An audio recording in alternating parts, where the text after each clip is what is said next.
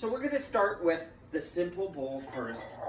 It's very close to our cylinder shape, and we should have already have gone over cylinders by now. So we're going to start with this, and there's 5 basic steps to throwing, 4 to throw and 1 for shaping, and I'm going to go over all of them for you.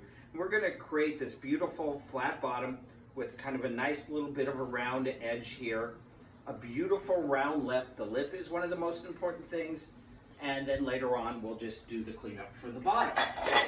So now I'm going to take some of my smaller pieces. Nice ball. Try and get it on center. Drop it down, drop it hard on center. Pat it down. If you don't put it on center, it's a lot of work. So I see a lot of intermediate advanced students, they put it like that and their elbows are all over and they're working and they're sweating. This should be easy. Get it on center, index finger down, and that creates a sill. We never touch the wheel until it's moving. We always release our hands before we stop the wheels. Get some water on it. So push down. We talk about speed of the wheel. When we center, we go with 3/4 speed. So we want it pretty fast.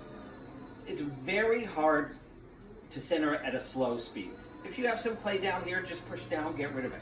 So the proper technique for this is to put my palms together, tuck in my elbows into my thighs, and I'm gonna push with my palm. Look at my body lean forward. And you should see this clay come up and move forward.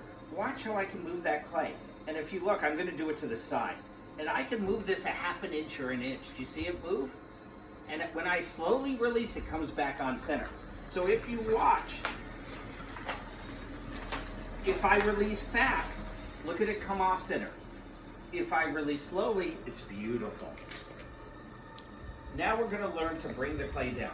With my thumb of my left hand, I bring it over the top. I connect the two together. I'm using the blade of my right hand. I'm not totally on center. I'm slightly tilting back. So I'm gonna push forward and come down. And you're gonna hold. 1, 2, 3, slowly release. Any clay down here, just get rid of it. Use your wood rib. Nice clean surface. So you want this beautiful mound form. It should look like a little cake. Let's do that one more time. Later on, I'll move through this faster. Just for the beginners, I want to go a little slow, review. Some of you haven't thrown in a while. So let's knock it off. So that's pretty off. Palms together, push forward, slowly release back. Thumb over the top, blade connects, forward, down, hold. Count to 3 always, slowly release. Beautiful. Now since we're going for a flat wider bowl, I'm going to push down a little more and make it a little wider. It should be roughly about the size of most people's hands. That works. If you have big hands, you'll have to compensate for that. Step 2, we're going to bring our wrists up. It's not a big thing where we bring our elbows up. That creates problems. Keep your elbows tucked in. Just bring your wrists up, palms together, and slowly come down. A drop of water will make this a little easier. So we created basically a little V. This is going to allow us to open up. Step 1, center. Step 2, thumbs down. Now you want to stop the wheel and take your needle tool. It's always good to check the distance. I always talk about a 1/2 inch, 1/2 inch.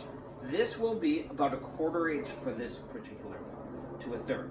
You want it a little thinner because it's a flat bottom bowl. So now we're going to learn to open it up. Some people open up on the left side. I like to keep everything to the right side. So my right hand cups it. If it looks like the first step, that's because it's just like the first step. Now what we're going to learn to do is with our left hand, it's like grabbing somebody. We call this closing the C. It's very important you do this right. Fingers bent. A lot of people when they start, they'll go from bent fingers to really straight. Bad technique. So fingers in the hole. Look how I lock my thumb. It's like a lever. I'm going to slightly push with my left hand and curl my fingers, with my right hand, and curl my fingers into my right hand. Beautiful. See how it gets nice and wide and open? Hold and slowly release. I always hold. Now, especially when you're using porcelain clay, you want to compress the bottom. You could just bring your hands back and forth from the center to 3 o'clock. Or you could use a little rib. I have a beautiful little rib here, and I'm just going to compress the bottom. It makes it really smooth, really beautiful. It stops cracking. So you always want to compress to stop cracking. Hold and compress. Always make sure this lip is beautiful. So we have our basic wide form. Looks kind of like a catfish almost. Now we're going to do the pulling. We're going to bring this up. It doesn't go up that much. This is a low, shallow bowl. The next bowl we'll make will be a little taller. So I always start at the bottom. There are two basic techniques. There's thumb and index finger together, and then I'm going to take my right hand curl. So my right hand is lower than my left. My left hand is curling. We create a ridge. We call this an S ridge, and we slowly bring it up. It's quite weird. It's kind of like the closest thing would be like pulling up your socks. You're going in a straight line. Beginners tend to go back and forth and lift their elbows. You don't want to do either one. So let's do that. Push in, curl, and we're going to slowly come up. You should notice the wheel is now spinning at about half speed, a little slower. And look how nice that wall came up. You want to create a ridge. You're not squeezing your hands together. They're apart. You're creating a ridge and bringing it up. A little water. Let's do that one more time. Push, create the ridge. You should see that ridge come up. Look at the ridge come up. Beautiful. Now remember, everything we make a little bigger than what we actually want. Why would we make it a little bigger? Because especially high fire shrinks about 12 to 14% depending on clay. Usually the rule is about 12%. Now for your lip, you always want to make sure your lip is nice and true. This is a beautiful lip. It's not wobbling. If it's wobbling, I like to take my wire tool, I'll just take a little off so you can see. Really tight like dental floss. About 1 inch. I come to 3 o'clock, slightly push down, and I can lift up. You don't have to take a lot off. Just take a little bit. So you want to take that unevenness off. And you never want to leave a sharp edge. You're putting a glaze, which is glass, over it. So you could take your sponge. A lot of people use chamois. Here's a great trick I learned. You all have a little bit of skin right between your fingers right here. And it works just like a chamois. So it'll round it, make it beautiful. So we went over our steps. Step 1, center. Step 2, thumbs down, take a reading. Step 3, curl into your palm. Step 4, push at the bottom of the wheel with your right hand, curl in your left hand, make a ridge, and they come together at the top.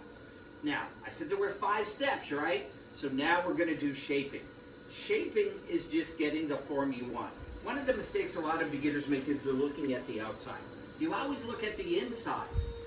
The reason you look at the inside is so that you know what the actual shape is. We trim the outside to match. Even this form, though this form doesn't get a lot of trimming. So I'm looking at the inside. I'm going to push it out a little bit to get that rounded shape that I want. Just a little bit of roundness to it. So I was using a little more pressure with my inside and got this beautiful rounded shape. If you have a rounded rib, some people like to use the metal rib. Most of you have this in your kit. That'll work great too. With a rib, you never go into your body. It can grab, and especially the metal ones can cut you. You always want to go a little bit away from you. So I'm just going to go up and down. Make sure it's smooth and beautiful.